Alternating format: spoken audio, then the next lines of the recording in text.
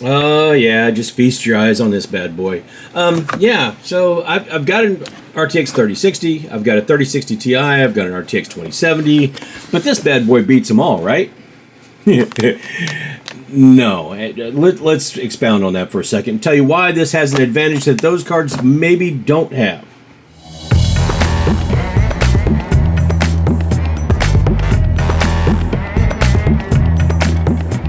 So in all honesty, this puppy isn't even as powerful as the 8 gig version. This is the 6 gig version. And before you go and say, oh, 6 gig version. Now remember, the GTX 1660 and the 1660 Super and the 1660 Ti, they were pretty good too. But there's one big thing. They had 6 gig of memory, but there was something different. There's no external power needed. And that, my friends, is pretty much the only advantage to this card. You can put this in the same category as the ARC A380 or the RX 6400 as far as needing power, but this is a little bit more stout of a card, and this has a full line of outputs, including HDMI and DisplayPort. So yeah, I made sure there are cheaper cards. There's one with a DVI and all that stuff.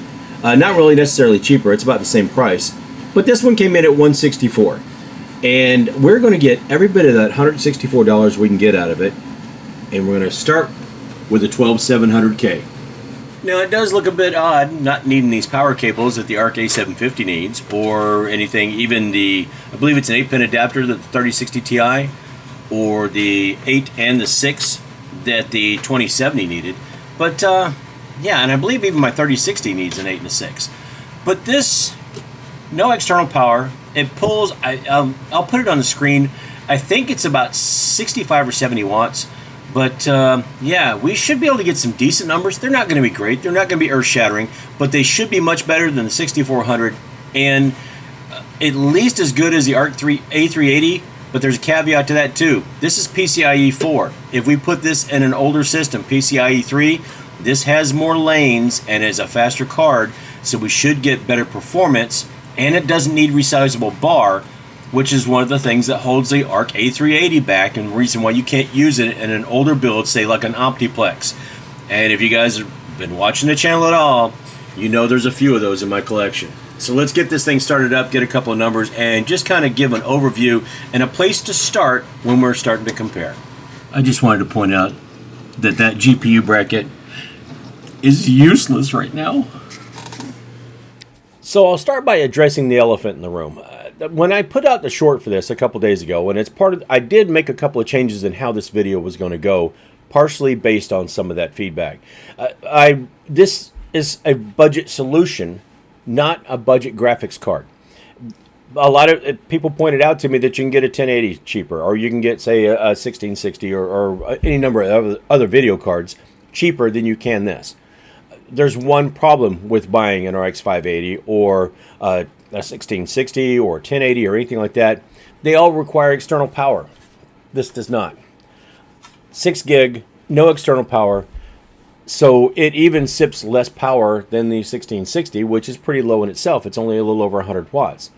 So that means that an Optiplex, like the one sitting over my shoulder that only has, say, a 240 watt power supply, I don't have to worry about trying to get adapter plugs from SATA to a 6-pin or anything like that. And I also don't have to worry about the power supply eating up almost half of the power allowance for that power supply, or more in the case of where somebody gets a 1080 or something like that.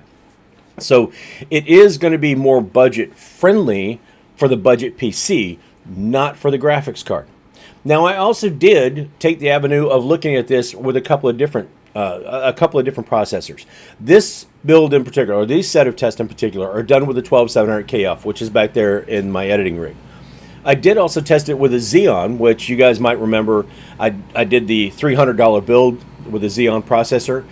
That I got numbers enough that I have some explaining to do with that one, so that's going to be a whole different video. So that's going to be a little bit further on, but in this case, 12700KF, we're doing the numbers here. We're going to start with Shadow of the Tomb Raider, where we can see that measured against the ARC A380, which needs resizable bar, and the RX 6400, which only has 4 gig of VRAM, that the RTX 3050 does come out on top. Now, these cards are about $35 or $40 cheaper now, but you have to remember that RX 6400, when it came out, it was retailing for about $160. Yes, too much. And the A380, when it came out, it was retailing for somewhere around 150. So this now being down around 165 is a little bit more than those were at their highest point, but still, it is what it is. The prices on these used, or the prices on these as they're out for a little while, will come down, I'm sure. But again, we're focusing on a budget PC, not necessarily the budget graphics card. In Borderlands 3, I went ahead and tested these in DX12. I did test in DX11 also, but I'm trying to switch all this over to DX12. The numbers were just a shade worse, not measurably so where you'd be able to tell a big difference. It did not have anything to do with how they performed against each other. It was just these were a few frames different than the DX11 numbers. So I went ahead and used DX12. But you can start to see here where the RX 6400 struggles with a little bit of the VRAM, only having 4 gig as opposed to the other two cards having 6. And the RTX 3050, again, doesn't have the limitations with some things that might hold it back. Now, in this case, the 12700KF, it doesn't matter. It has resizable bar. But still, the 3050 outperforms both of these cards pretty easily. We're going to notice something about the limitation of VRAM for the 6400 here in just a moment, because when we look at Cyberpunk 2077, we see a big difference in, say, 1080p high. It just cannot keep up with the other two cards. It does okay in the lower resolutions or the lower detail, but when we're doing in 1080p high, the A380 just shows that extra memory, but still gets outperformed by the RTX 3050, as do medium and low.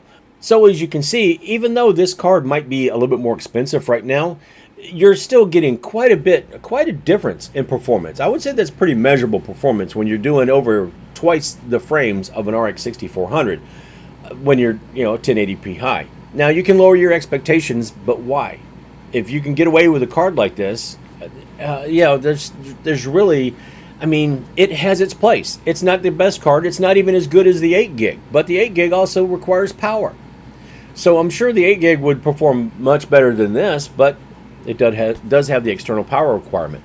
This, on the other hand, really, I mean, for what it is, what it cost, and the performance with the 6 gig is not too bad. And finally, in CSGO, I'll go ahead and throw these numbers up here too. I didn't put them on a chart, but you can see that it's about 114 frames per second in 1440. 1080 is the one we've been focusing on. The 1080 numbers, a little over 160 or almost 161 frames per second. So very, very playable. Over 100 frames per second very easily. No glitches, no hesitation, nothing. It did really well overall. Is it something I'm going to recommend? Hesitantly. If you have that circumstance where you say you have that Optiplex build, or you have more than one, or you have something you're working on that a regular size video card will fit, but you don't have that extra power that available, or you don't feel comfortable trying to tap the resource of that 240 watt power supply, maybe this is something you can save a few bucks on the Optiplex and spend an extra $10 or $15 on the video card and still make out pretty well and get really good performance. Now, we are going to explore a little bit of this later because, like I said, I split this up into 2 different videos when I saw what was going on. This with an i7, a fairly recent i7, the 12700KF, and then we also split it up with the Xeon 1270. That is it's an older 4-core, 8-thread chip. We will go ahead and look at that because there were some interesting numbers. But to say that this is a total, I mean, it's not worth the money, it's probably not. But then again, we said the same thing about the RX 6400, which has been okay. And it has its advantages because it's a single slot card that will fit in some of these low profile Optiplexes, if that's your gig.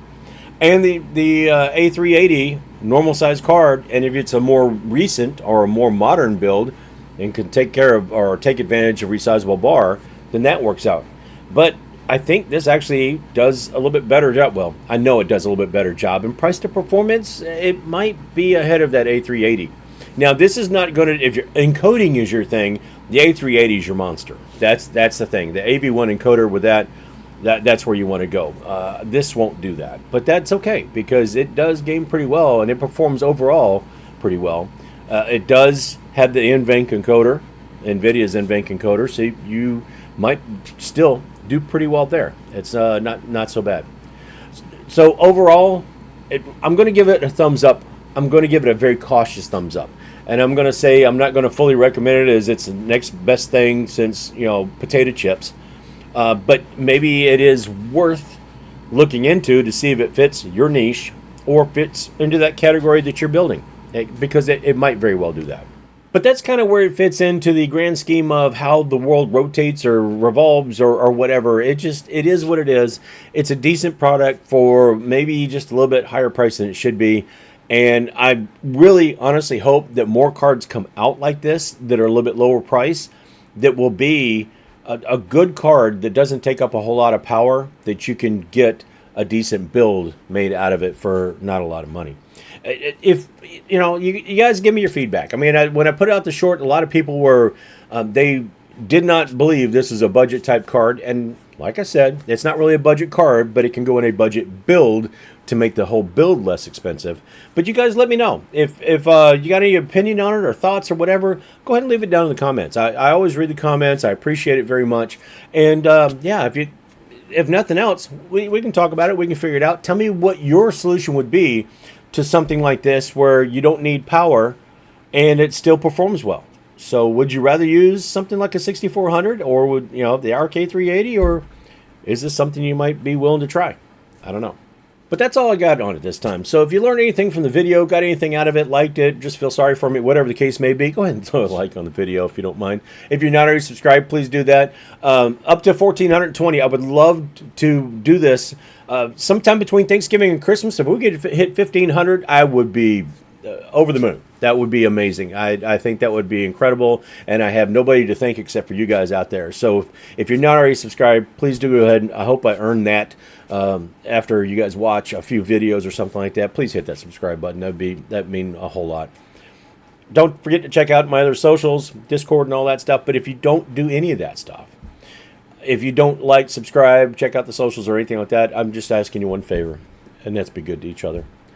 A little bit of kindness goes a long way, and being nice is absolutely free. Smile, wave, hold the door open, say good morning or good evening. Just don't be a jerk. I don't know. Maybe that's the thing. That some people, maybe that's the whole thing. If you can't be nice, then maybe don't be a jerk. I don't know. In any case, that is all I got. Obviously, I have more stuff that's going on. So until I get myself into something I got no business getting into, I'll see you later.